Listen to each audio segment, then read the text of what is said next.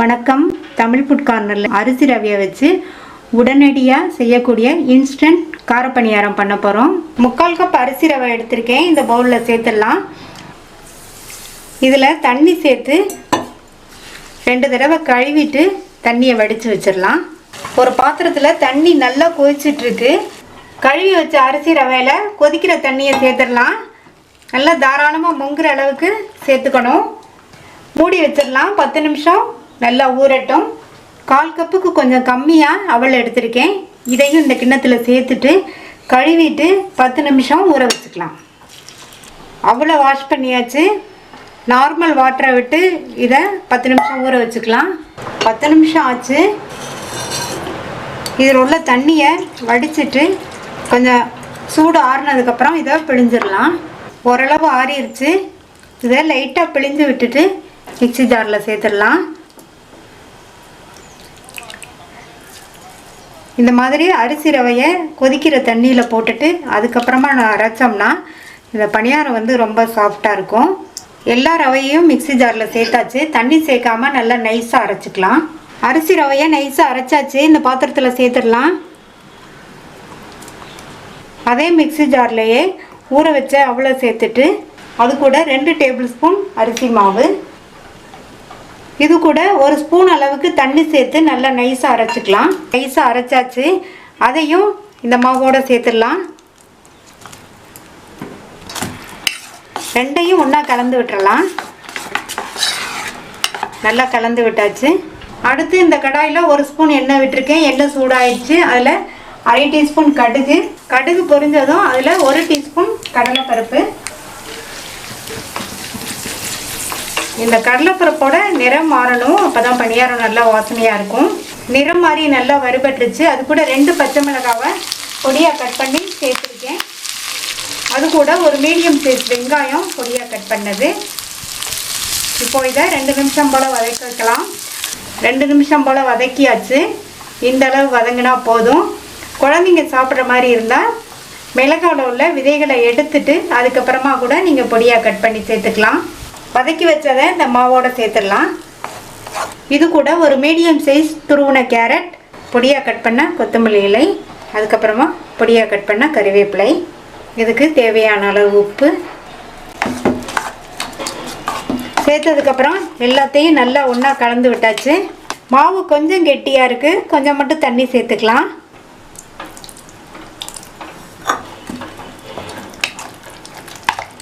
இந்த அளவுக்கு இருந்தால் கரெக்டாக இருக்கும்.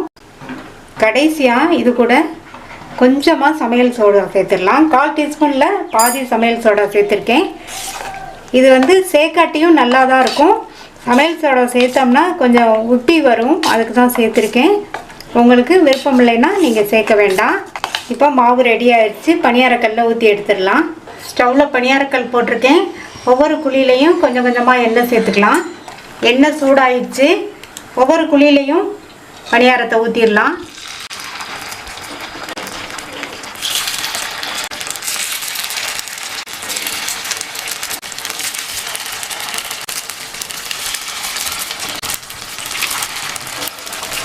மூடி வச்சிடலாம். மீடியம் ஃப்ளேமில் வச்சு வெந்துட்டு இருக்கட்டும். கொஞ்சம் நேரம் கழித்து ஒவ்வொரு பணியாரமாக பிரட்டி போட்டுடலாம். திறந்து பார்க்கலாம். அந்த சைடு வெந்துருச்சு. ஒவ்வொரு பணியாரமாக பிரட்டி போட்டுடலாம்.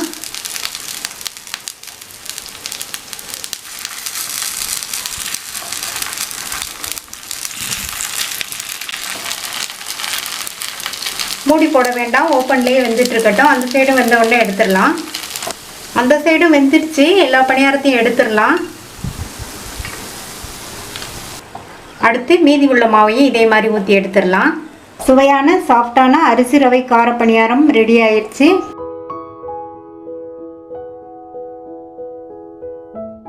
சாஃப்டான டேஸ்டான கார கொழுக்கட்டை பண்ண போகிறோம். கழுவி காய வச்சு மிஷினில் அரைச்ச 1 கப் புழுங்கரிசி மாவை இந்த பாத்திரத்தில் சேர்த்துட்டு அது கூட தேவையான அளவு உப்பு சேர்த்து நல்லா கலந்து விட்டுறணும். நான் புழுங்கலரிசி மாவு எடுத்திருக்கேன். இதுக்கு பதில் நீங்கள் பச்சரிசி மாவும் எடுத்துக்கலாம். அதுவும் நல்லாயிருக்கும். இந்த பேனில் 1/2 டேபிள் ஸ்பூன் எண்ணெய் விட்டு சூடாயிடுச்சு. அதில் 1/2 டீஸ்பூன் கடுகு, 1/2 டேபிள் ஸ்பூன் உளுந்தம்பருப்பு, 1 டேபிள் ஸ்பூன் கடலைப்பருப்பு, இந்த பருப்பெல்லாம் நல்லா வறுபட்டு பொன்னிறமாக வரணும். இந்த மாதிரி பருப்பெல்லாம் பொன்னிறமாக வறுபட்டால் தான் கொழுக்கட்டையோட டேஸ்ட் வந்து நல்லாயிருக்கும்.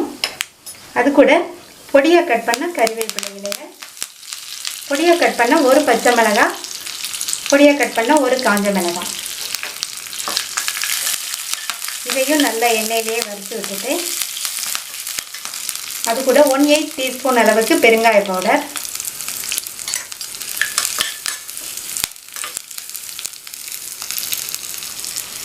2 டேபிள் ஸ்பூன் தேங்காய் துருவல். தேங்காய் துருவலை சேர்த்துட்டு நல்லா ஒரு பரட்டி விட்டுட்டு ஸ்டவ் ஆஃப் பண்ணிடணும். சேர்த்துருக்கிற இந்த பருப்பு தேங்காய் துருவலுக்கு தேவையான அளவு உப்பு சேர்த்துட்டு நல்லா மிக்ஸ் பண்ணி விட்டுட்டு இதை மாவில் சேர்த்துடலாம்.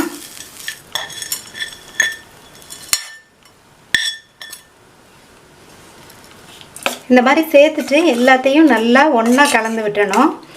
மாவோட எல்லா பக்கமும் இந்த தாளித்து போட்டதெல்லாம் நல்லா பரவலாக இருக்கிற மாதிரி இந்த மாதிரி கலந்து விட்டுருங்க. மாவு பிசைகிறதுக்கு 1லேருந்து 1.25 கப்பு தண்ணி தேவைப்படும். 1.25 கப்பு தண்ணியை இதில் சேர்த்துட்டு நல்லா கொதிக்க விட்டுடலாம். தண்ணி நல்லா தளதளன்னு கொதிக்குது, இந்த அளவுக்கு கொதிக்கணும். இதை இறக்கி வச்சுட்டு இந்த மாவில் ஊற்றி நல்லா பிசையணும். ரொம்ப சூடாக இருக்கிறனால கரண்டியோட பேக் சைடை வச்சுட்டு கொஞ்சம் கொஞ்சமாக சேர்த்து பிசைஞ்சுக்கணும். மொத்தமாக ஊற்றிட வேண்டாம்.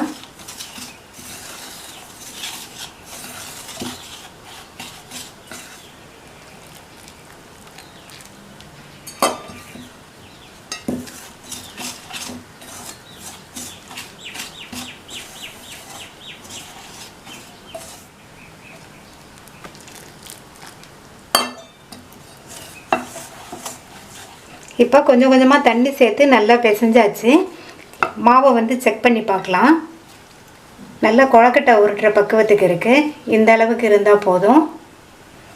நம்ம 1.25 கப்பு தண்ணி கொதிக்க வச்சோம். 1 கப் தண்ணி செலவாயிருக்கு, 1/4 கப் தண்ணி மீதி இருக்குது. கொஞ்சம் ஆறுனதுக்கப்புறமா நல்லா ஒன்று போல் சேர்த்து பிசைஞ்சிடலாம். கை பொறுக்கிற அளவு சூடு வந்துருச்சு. இதை கையை வச்சு நல்லா ஒரு தடவை இந்த மாதிரி பிசைஞ்சிக்கலாம். கொழுக்கட்டை பண்ணுறதுக்கு இப்போ மாவு ரெடி ஆயிடுச்சு. இட்லி தட்டில் லைட்டாக எண்ணெய் தடவி க்ரீஸ் பண்ணி வச்சுருக்கேன். இதுக்கு பதில் நீங்கள் காட்டன் துணி போட்டும் வேக வைக்கலாம்.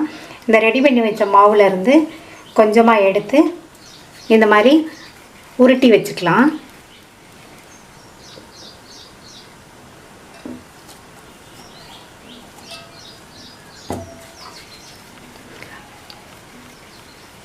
புழுங்கலரிசி மாவில் இந்த கொழுக்கட்டை பண்ணுறதுனால கொழுக்கட்டை வந்து நல்ல சாஃப்டாக டேஸ்ட்டாகவும் இருக்கும். எல்லா மாவையும் இதே மாதிரி உருட்டி வச்சிடலாம். இட்லி பாத்திரத்தில் தண்ணி நல்லா கொதிச்சிட்ருக்கு. இந்த மாதிரி கொதிச்சதுக்கப்புறம் தான் வைக்கணும். நம்ம உருட்டி வச்ச கொழுக்கட்டைகளை இதில் வச்சுட்டு மூடி போட்டு ஸ்டவ்வை மீடியம் ஃப்ளேமில் வச்சு 5 நிமிஷம் வேக வச்சுக்கலாம். ஏற்கனவே மாவை நம்ம நல்லா கொதிக்கிற தண்ணியில் போட்டு பிசைஞ்சதுனால 5 நிமிஷம் போதும் வேகிறதுக்கு. 5 நிமிஷம் ஆச்சு. கொழுக்கட்டையெல்லாம் நல்லா வெந்துருச்சு. ஸ்டவ் ஆஃப் பண்ணிவிட்டு இதை வெளியில் எடுத்து வச்சு ஆற வச்சிடலாம். டேஸ்டான சாஃப்டான புழுங்கலரிசி மாவு கார கொழுக்கட்டை ரெடி ஆயிடுச்சு.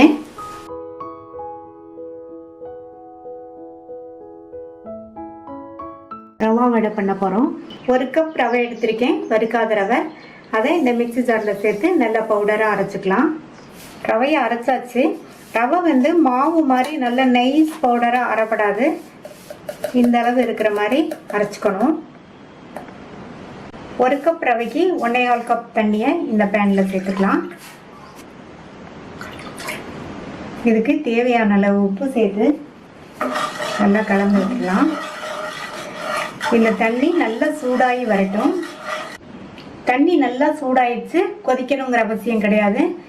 இதில் பொடி பண்ணி வச்ச ரவையை சேர்த்து கிளறிக்கலாம். நல்லா கெட்டியாகி வர வரையும் கிளறிக்கணும்.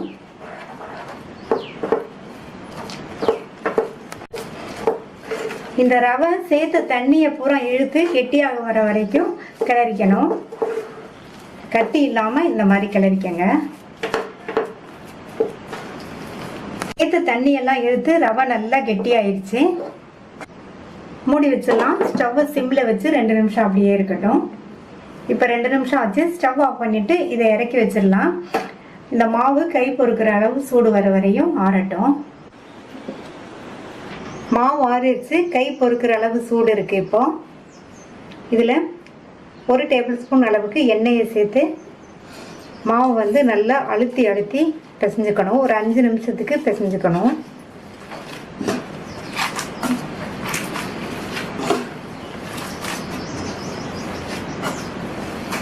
அஞ்சு நிமிஷமா இந்த மாதிரி அழுத்தி பிசைஞ்சாச்சு. இந்த அளவுக்கு பிசைஞ்சுக்கணும். அப்போதான் வடை நல்லா சாஃப்டாக இருக்கும். இப்போ இது கூட 1 டேபிள் ஸ்பூன் பொடியாக கட் பண்ண வெங்காயம், 1 டீஸ்பூன் சீரகம், பொடியாக கட் பண்ண 2 பச்சை மிளகாய், 1/2 டேபிள் ஸ்பூன் அளவு பொடியாக கட் பண்ண இஞ்சி, பொடியாக கட் பண்ண கறிவேப்பிலை, கொத்தமல்லி இலைகள். இது கூட 1/4 கப் தயிர் சேர்த்து மறுபடியும் நல்லா பிசைச்சுக்கணும். எல்லாம் நல்லா ஒன்றா மிக்ஸ் ஆகிற மாதிரி பிசைஞ்சுக்கலாம்.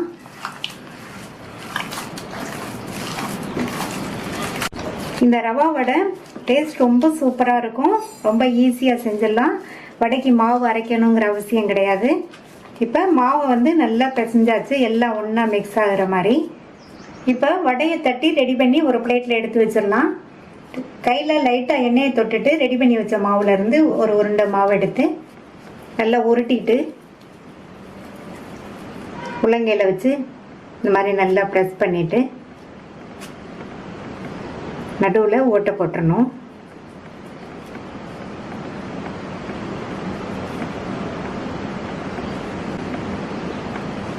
மறுபடியும் லைட்டாக கையில் எண்ணெய் தொட்டுட்டு ஒரு உருண்டை மாவு எடுத்து உள்ளங்கையில் வச்சு உருட்டி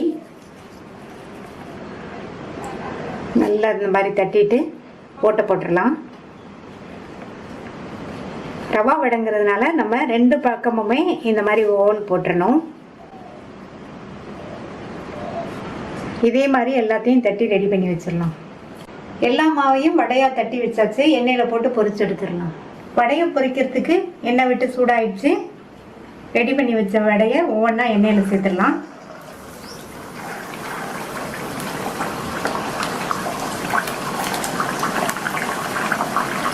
போட்ட உடனே பெரட்ட வேண்டாம். கொஞ்சம் நேரம் கழிச்சு பெரட்டணும். ஸ்டவ்வை வந்து மீடியம் ஃப்ளேமில் வச்சுக்கணும். ஒவ்வொரு வடையாக பெரட்டி போட்டுக்கலாம்.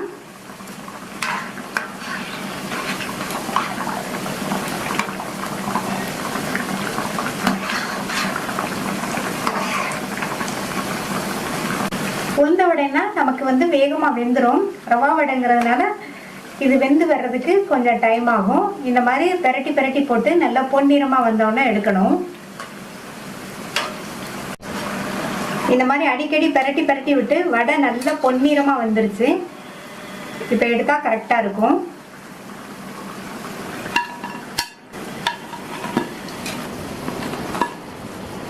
டேஸ்டான மொறு ரவா வடை ரெடி ஆயிடுச்சு. மீதி உள்ளதையும் இதே மாதிரி போட்டு எடுத்துடலாம்.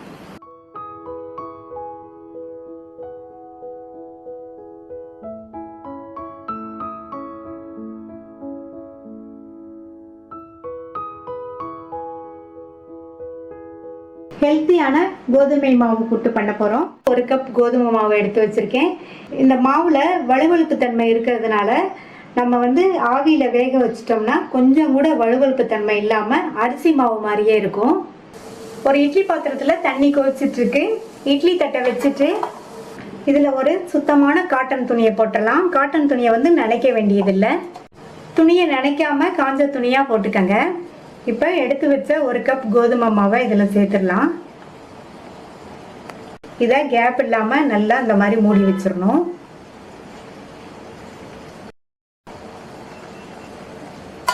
மூடி போட்டு ஸ்டவ்வை மீடியம் ஃப்ளேமில் வச்சு 20 நிமிஷம் வேக வச்சுக்கலாம். 20 நிமிஷம் ஆச்சு. மாவு நல்லா வெந்துருச்சு. இதை வெளியில் எடுத்து வச்சு ஒரு பிளேட்டுக்கு மாற்றி வச்சிடலாம். இது ஒரு கரண்டி வச்சு இந்த மாதிரி உடைச்சி விட்டுறலாம். கட்டிகள் இல்லாமல் நல்லா உடச்சி விட்டாச்சு. மாவும் நல்லா ஆறிடுச்சு. மாவும் வழுவழுப்பு தன்மை இல்லாமல் நல்லா அரிசி மாவு மாதிரியே இருக்குது. பாத்திரத்துக்கு மாற்றிட்டு இது கூட 2 பிஞ்ச் உப்பு சேர்த்து நல்லா ஒன்று போல் கலந்து விட்டுட்டு இது கூட கொஞ்சம் கொஞ்சமாக தண்ணி தெளித்து நம்ம பெசரிக்கணும். சாதாரணமாக புட்டுக்கு மாவு பெசருவோம்ல அந்த மாதிரி பெசரிக்கணும். நான் வந்து நார்மல் தண்ணி தான் தெளிக்கிறேன். மாவு ரொம்ப ட்ரையாகவும் இருக்கக்கூடாது, ரொம்ப சொதமாகவும் இருக்கக்கூடாது. லேசான ஈரப்பதத்தோடு இருக்கணும். கொஞ்சம் கொஞ்சமாக தண்ணி தெளித்து பெசரியாச்சு. லேசான ஈரப்பதத்தோடு இருக்குது. இந்த மாதிரி தான் இருக்கணும். இப்போ இந்த மாவை கையில் எடுத்து இந்த மாதிரி பிடிச்சு பார்த்தா பிடிக்க வரணும். இந்த மாதிரி உதுத்து விட்டோம்னா அது உதுந்துடணும். இதுதான் கரெக்டான பக்குவம். ஓரளவு கட்டிகள் இல்லாமல் கரெக்டாக தான் இருக்குது. இப்போ இந்த ஜல்லடையில் சேர்த்து இந்த மாதிரி தேய்ச்சி விட்டோம்னா கொஞ்சம் கூட கட்டிகளே இல்லாமல் நமக்கு மணல் போல் புட்டு வேக வைக்கிறதுக்கு கரெக்டாக மாவு கிடச்சிரும். கட்டிகளையெல்லாம் நல்லா அழுத்தி விட்டு மாவு ஜலிச்சாச்சு. நல்லா சூப்பராக உதிராக நமக்கு புட்டு மாவு கிடச்சிருக்கு. இட்லி பாத்திரத்தில் தண்ணி விட்டு நல்லா கொதிச்சிட்ருக்கு. இட்லி தட்டை வச்சுட்டு அது மேலே ஆல்ரெடி நம்ம புட்டு வேக வச்ச இந்த காட்டன் துணியவே சேர்த்துடலாம். ஈரமாக சேர்க்க வேண்டாம். இந்த மாதிரி ட்ரையாகவே இருக்கட்டும். நம்ம பெசரி வச்ச மாவை இந்த மாதிரி பரவலாக போட்டுக்கணும்.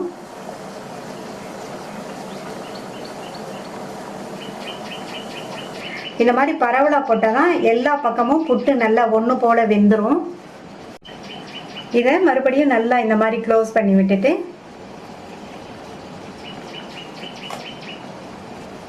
மூடி போட்டு மீடியம் ஃப்ளேமில் 5 நிமிஷம் வேக வச்சா போதும். 5 நிமிஷம் ஆச்சு. புட்டு வெந்துருச்சான்னு பார்க்கலாம். கொஞ்சம் மாவு எடுத்து இந்த மாதிரி திரிச்சோம்னா தெரிய வரும். இந்த மாதிரி இப்போ புட்டு வெந்துருச்சு. ஸ்டவ் ஆஃப் பண்ணிவிட்டு இந்த பாத்திரத்துக்கு மாற்றி வச்சிடலாம். புட்டு நல்லா கமகமன் வாசனையாக இருக்குது. புட்டு ஓரளவு ஆறிடுச்சு. இது கூட 4 டேபிள் ஸ்பூன் நாட்டு சக்கரை சேர்க்குறேன். நாட்டு சக்கரைக்கு பதில் வெள்ளை சக்கரை, பொடித்த வெல்லம் எது வேணாலும் சேர்த்துக்கலாம். அடுத்து இது கூட 4 டேபிள் ஸ்பூன் தேங்காய் துருவல் சேர்க்குறேன். இப்போ இதை நல்லா ஒன்று போல் கலந்து விட்டுறலாம். சர்க்கரையும் தேங்காய் துருவலும் உங்கள் ருசிக்கு தகுந்தபடி கூட்டியோ குறைச்சோ நீங்கள் சேர்த்துக்கங்க. இந்த பேனில் 1/2 டேபிள் ஸ்பூன் நெய் சேர்த்து, நெய் உருகினதும் இதில் 10-12 முந்திரியை உடைச்சி வச்சுருக்கேன். அதை சேர்த்து இந்த நெய்யில் நல்லா வறுத்துக்கலாம்.